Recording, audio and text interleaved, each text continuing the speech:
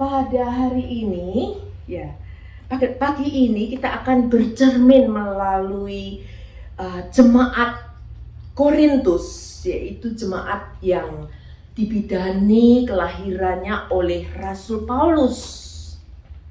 Namun sangat disayangkan jemaat Korintus yang percaya kepada Tuhan Yesus ini tidak bertumbuh dalam pengenalan akan Kristus sehingga menjadi jemaat yang mempermalukan Allah, yang tidak mempermuliakan Allah, jemaat yang mendukakan Roh Kudus. Mari kita lihat latar belakang jemaat Korintus. Dari 1 Korintus 3 ayat 1, mereka hidup meskipun mereka orang-orang percaya, tetapi mereka hidup secara duniawi. Ya. Mereka dilahirkan kembali sebagai anak Allah, tapi tidak mau bertumbuh. Ya. Jadi sulit sekali melihat bahwa mereka itu manusia rohani, manusia baru. Ayat 3, 4 itu, pasal 3 ayat 3 dan 4 itu timbul iri hati, karena buah-buahnya kalau orang dunia itu buah-buahnya iri hati, suka ngeritik, gosip, saling menjelekkan, itu tumbuh subur di dalam jemaat. Lalu perselisihan, ya biasanya dipicu oleh motivasi yang diwarnai oleh kepentingan pribadi masing-masing yang kental, ya, konflik of interest. Biasanya menjadi akar dari perselisihan yang bisa mengakibatkan perpecahan, ya. Kesombongan, arogansi, menganggap diri lebih penting, lebih berjasa dari orang lain. Dan yang lebih lagi, 1 Korintus 5 ayat 1 dan 2 terjadi percabulan begitu rupa. Rasul Paulus bilang, seperti yang tidak terjadi sekalipun di antara bangsa-bangsa kafir pun. Wow, ini prestasi yang mengerikan sekali. Ya, ada anggota jemaat yang hidup dengan istri ayahnya, dengan ibu tiri, namun masih tetap sombong, merasa dirinya rohani. Wow, jelas jemaat ini gagal paham tentang Allah di dalam Tuhan Yesus, yang adalah Allah yang Maha Kudus, yang harus menghukum dosa. Ada lagi yang menyandungi karena tentang pengetahuan tentang makanan mana yang haram, mana yang tidak haram. Mereka tidak peduli dengan orang-orang yang masih lemah imannya. Jemaat-jemaat wanita suka pamer kekayaan, pamer prestasi atau apa, dan bukan kesalehan. Pasal 11 mereka mencemari kekudusan perjamuan kudus sampai mabuk-mabukan. Nah, itu terjadi di dalam jemaat Korintus di pasal 11 itu. Memang jemaat yang muda ini, itu yang baru lahir ini sepertinya sangat menggebu-gebu dan penuh dengan karunia-karunia Roh Kudus. Namun mereka memakai karunia-karunia bukan untuk membangun jemaat, tetapi untuk gagah-gagahan sambil merendahkan yang lain, sehingga terjadi kekacauan, kekisruhan. Jemaat mempermalukan Allah dan mendukakan Roh Kudus. Wow, mengerikan sekali. Mari kita baca dari 1 Korintus 12 ayat 27 sampai 31. Firman Tuhan di situ mengatakan, kamu semua adalah tubuh Kristus dan kamu masing-masing adalah anggotanya. Dan Allah telah menetapkan beberapa orang dalam jemaat. Pertama sebagai rasul, kedua sebagai nabi, ketiga sebagai pengajar. Selanjutnya mereka yang mendapat karunia untuk mengadakan mujizat, untuk menyembuhkan, untuk melayani, untuk memimpin, dan untuk berkata-kata dalam bahasa roh. Adakah mereka semua rasul atau nabi atau pengajar? Adakah mereka semua mendapat karunia untuk mengadakan mujizat atau untuk menyembuhkan atau untuk berkata-kata dalam bahasa roh? Jadi berusahalah untuk memperoleh karunia-karunia yang paling utama. Dan aku menunjukkan kepadamu jalan yang lebih utama lagi. Ya, jadi sebelum kita mempelajari apa itu jalan yang lebih utama dari semua panggilan dan karunia itu, saya ingin kita belajar dari sebuah puzzle. Puzzle, ya, satu ini dulu. Puzzle. Kita lihat puzzle ini. Puzzle ini akan menjadi indah, Ya, apalagi kalau yang kompleks ya, menjadi indah jika setiap potongan dari puzzle itu mendudukkan dirinya di tempatnya masing-masing. Tidak mau-maunya sendiri ya, karena Allah sudah menentukan panggilan masing-masing orang, masing-masing yayasan sudah menentukan panggilan, punya visi, punya panggilannya masing-masing. Dan kalau masing-masing itu mengucap syukur atas panggilannya, lalu menempatkan diri, merendahkan diri dan bergabung untuk membangun kerajaan Allah, bukan untuk kemuliaannya sendiri-sendiri, tetapi untuk membangun kerajaan Allah supaya orang-orang di luar yang belum mengenal siapa Allah di dalam Tuhan Yesus Kristus itu mengagumi pekerjaan Allah yang indah, dan mereka datang beribadah juga kepada Allah di dalam Tuhan Yesus Kristus. Coba kita bandingkan dengan kalau seperti ini, ya. Jadi ini puzzle itu ada orang-orang yang terpanggil tapi dia aku nggak mau kurang banyak gambarnya, nggak seperti itu yang banyak gambarnya, karunianya terlalu minim. Kenapa aku harus ditaruh di pojokan? Ya, aku nggak mau ditaruh yang paling bawah, maunya yang di tengah. Ya, itu sering terjadi sehingga puzzle ini tidak kelihatan keindahannya, tidak kelihatan kemuliaannya. Kerajaan Allah tidak dikenali kemuliaannya karena anggota jemaat yang saling iri, saling tidak mau mendudukan diri kepada panggilan, padahal itu semua untuk kemuliaan Allah. Amen. Ya. Ini terjadi di dalam jemaat dimanapun itu. Itu menyedihkan sebetulnya ya. Oleh karena itu terjadi sejak zaman Korintus, itu zaman gereja mula-mula sampai akhir zaman pun akan terjadi seperti itu. Itu karena apa? Nanti kita akan lihat pergumulan Rasul Paulus di dalam hal ini. Lalu kita akan lihat tadi di 1 Korintus 12 ayat 31, setelah menguraikan jabatan, kedudukan rasul, penginjil, pengajar, karunia-karunia yang dilengkapkan Tuhan untuk membangun jemaat Allah. 1 Korintus 12 ayat 31, Rasulullah menuliskan, dan aku menunjukkan kepadamu jalan yang lebih utama lagi. Apa itu jalan yang lebih utama lagi? Ada yang bisa menebak? Kasih. Terima kasih. Betul sekali, 100 untuk itu. Ya, jalan yang lebih utama lagi adalah kasih. Itu di ayat selanjutnya. Kasih. 1 Korintus 13 ayat 4 dan 7. Di situ Rasul Paulus menjabarkan semua tugas, semua panggilan, baik sebagai rasul, sebagai pengkhotbah, sebagai pengajar, sebagai penginjil, penggembala, semua karunia yang diterapkan tanpa kasih, tetapi hanya untuk kepentingan sendiri, untuk kemegahan pribadi, untuk keuntungan pribadi, itu sia-sia.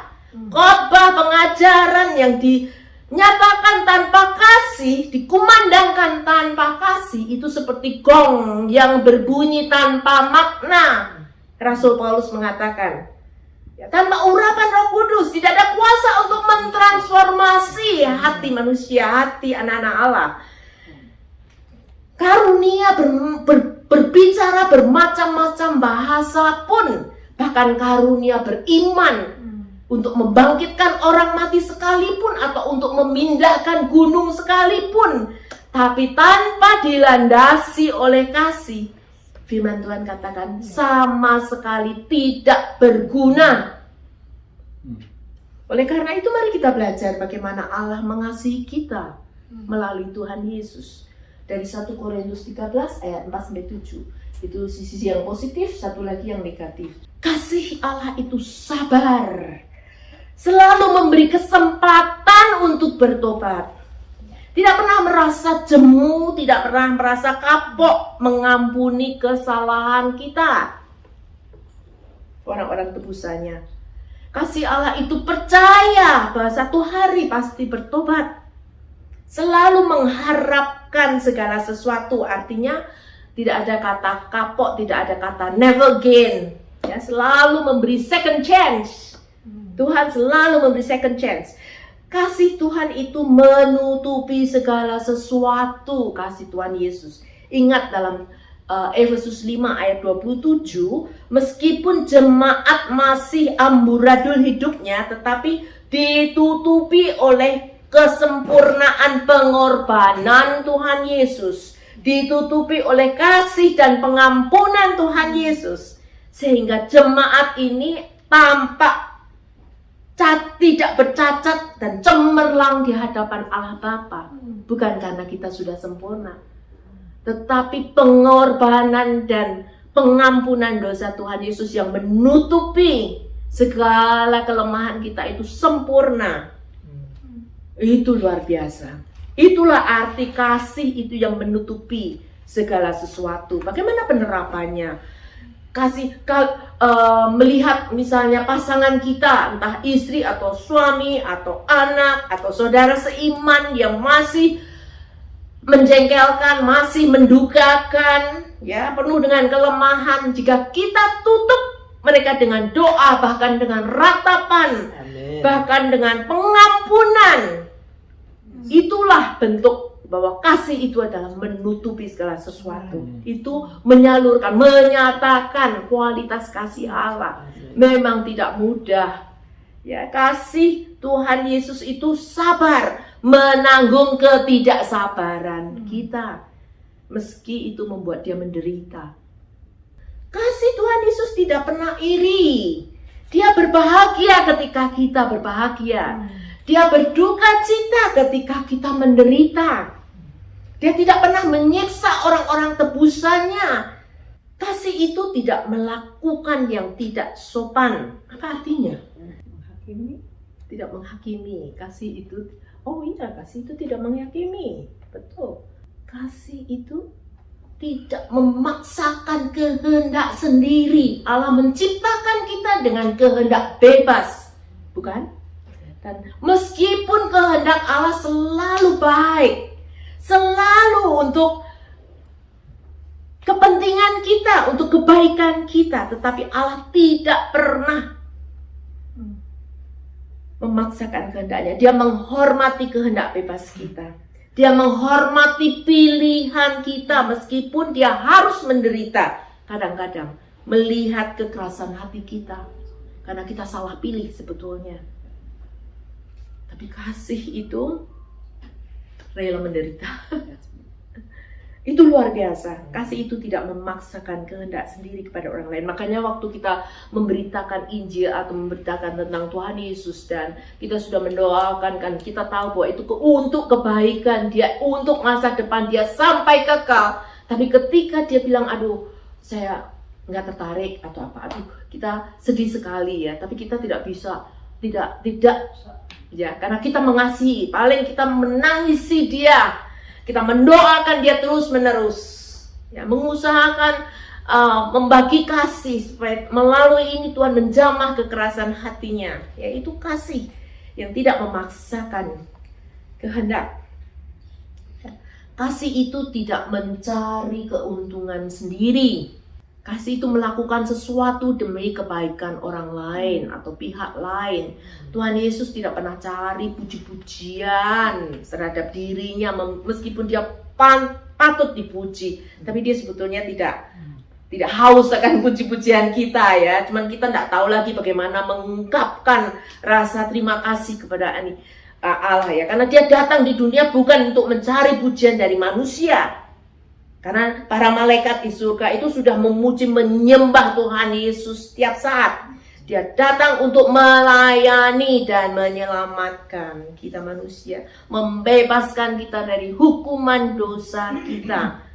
Menyerahkan dirinya sendiri untuk mati di kayu salib, membayar hukuman dosa kita. Demi keselamatan kita, demi kepentingan kita. Kasih itu tidak mencari keuntungan sendiri. Kasih itu memberi diri, memberi waktu, memberi tenaga, memberi perhatian demi kepentingan pihak lain. Mengapa kasih lebih utama daripada iman dan pengharapan? Berikutnya ya, dari 1 Korintus 13 ayat 8 sampai 13 dan 13 itu dikatakan bahwa kasih tidak berkesudahan, nubuat akan berakhir, bahasa roh akan berhenti, pengetahuan akan lenyap. Demikianlah tinggal ketiga hal ini, yaitu iman, pengharapan, dan kasih. Dan yang paling besar di antaranya ialah kasih. Kenapa kasih itu lebih besar daripada iman dan pengharapan? Cuma di sini ada jawabannya sebetulnya. Kenapa kasih lebih besar, ini? Karena kasih itu tidak berkesudahan, kekal. Nanti pada waktu kita bertemu muka dengan Allah, kita nggak perlu iman lagi, karena iman itu kan mengharapkan, dan tidak perlu pengharapan lagi karena semuanya sudah digenapi dengan sempurna oleh Allah ketika kita bertemu muka dengan Allah. Tetapi kasih kita disempurnakan kepada Allah maupun kepada seluruh penghuni surga. Oleh karena itu kasih itu yang paling besar. Ya, jadi semuanya itu melandasi semua pelayanan kita, melandasi semua penyerahan kita dan lain-lain. Saya sengaja pakai ini, itu adalah sinkhole sebetulnya. Saya nggak tahu bahasa Indonesianya, saya coba terjemahkan sendiri dengan bahasa lubang maut. Tahukah saudara bahwa di dunia ini sekarang makin hari makin terjadi banyak sinkhole, artinya tanah yang tiba-tiba menganga lalu menelan semua yang ada di atasnya. Nah, ini adalah, menurut saya ini adalah gambaran dari kehidupan manusia di luar Tuhan Yesus. Hidup manusia itu seperti lubang, ada lubang maut, menyerap segala sesuatu untuk dirinya sendiri, tapi tetap kosong. Tidak bisa diisi dengan apapun kecuali oleh Allah yang menciptakan manusia. Makanya Tuhan Yesus berkata, datanglah kepadaku karena aku ini air hidup, aku ini roti hidup. Ketika kita datang kepada Tuhan Yesus, ketika kita minta Tuhan Yesus memasuki kehidupan kita, maka Dia akan memenuhi sinkhole ini, ya, lubang besar yang tidak terpuaskan di dalam kehidupan kita. Karakteristik sinkhole atau lubang maut ini berlawanan dengan karakteristik garam. Next ya Pak. Ya oke, garam. Saya membandingkan ini dengan garam. Garam itu untuk dapat memberi rasa lesat, garam harus rela dihancurkan. Untuk mengawetkan makanan, pada zaman dulu belum ada kulkas. Jadi untuk mengawetkan makanan ikan dan lain-lain, mereka pakai garam sebanyak-banyaknya. Tanggung jawab kita adalah mengawetkan masyarakat kita dari kebusukan, untuk dipertanggungjawabkan kepada Allah. Jadi ini berbeda sekali, ya. Yang satu menyerap segala sesuatu untuk dirinya sendiri, yang satu menghancurkan diri, rela menghancurkan supaya bisa dipakai, ya bisa. Jadi karena menyatakan kasih itu perlu kerelaan untuk dihancurkan. Kasih itu lawannya ego, keakuan, ya. Karena aku tidak diuntungkan, karena aku untuk aku semua, sehingga dia tidak sanggup untuk memberi atau menyatakan sesuatu untuk kebaikan orang lain. Ego yang masih bertahta di dalam kehidupan kita, selfish, ya, ego. Itu mengerikan. Itu seperti sinkhole. Silakan Pak, ya next. Ego atau keakuan itu bagaikan lubang maut atau sinkhole, ya. Oleh karena itu, bagi orang-orang percaya, selanjutnya Tuhan Yesus berkata kepada mereka semua, kepada orang-orang percaya, barang siapa mau mengikut aku, ia harus menyangkal keegoannya.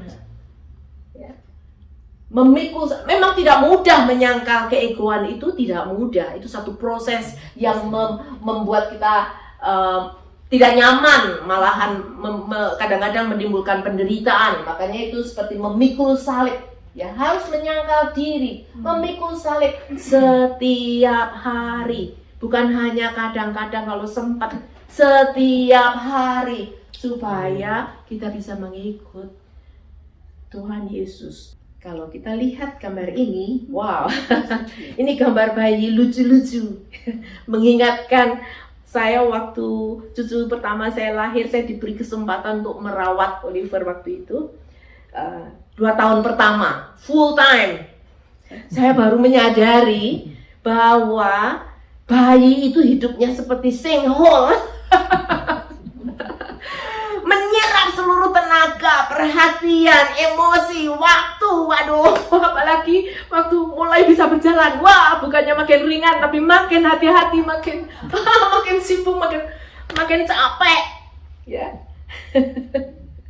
Itu kehidupan bayi atau balita atau batita.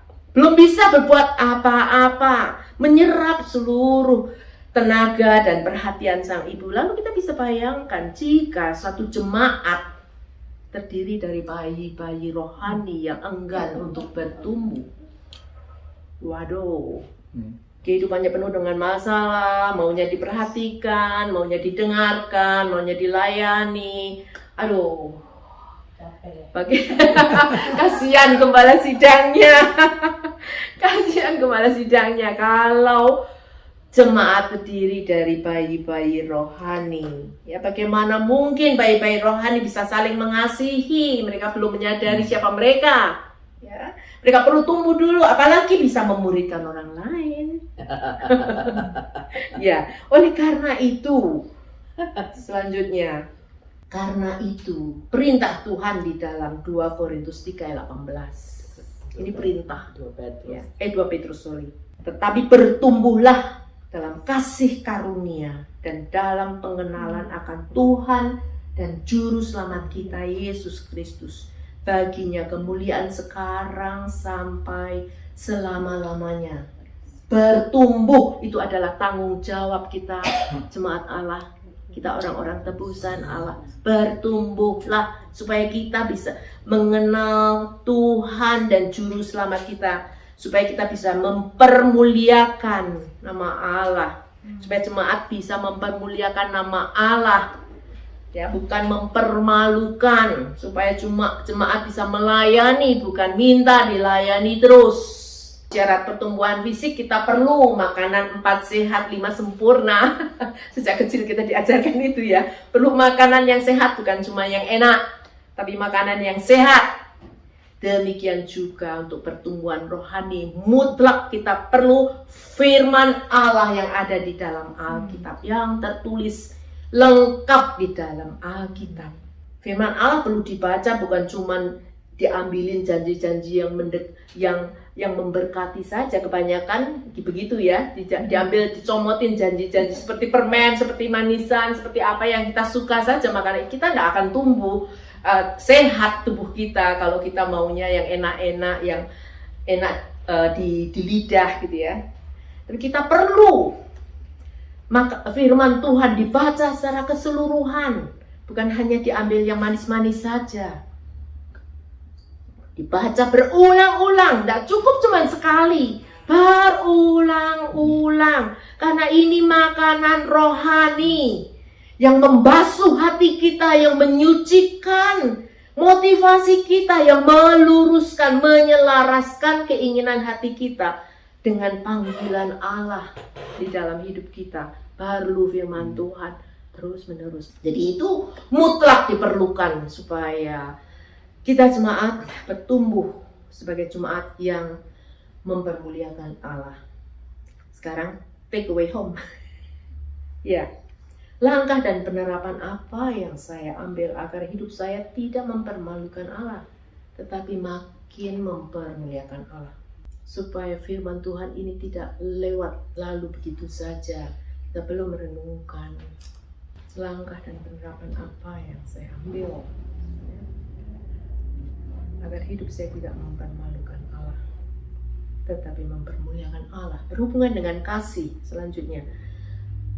Mungkin ada ganjalan, masih ada ganjalan di dalam hidup kita yang menghambat pertumbuhan iman kita atau hubungan kita dengan Allah. Mungkin ada seseorang atau ada satu pribadi Kepada siapa Tuhan mau saya menyatakan kasih Allah secara khusus buat dia dalam minggu ini. Apa yang akan kita lakukan untuk menyalurkan kasih Allah kepada salah satu orang, satu saja. Mungkin kita memikirkan siapa. Kadang-kadang malah orang yang paling dekat dengan kita. Kadang-kadang itu yang ada friksi paling banyak. Ya.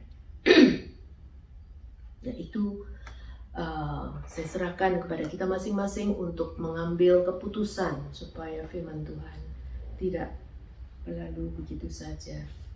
Tuhan memberkati.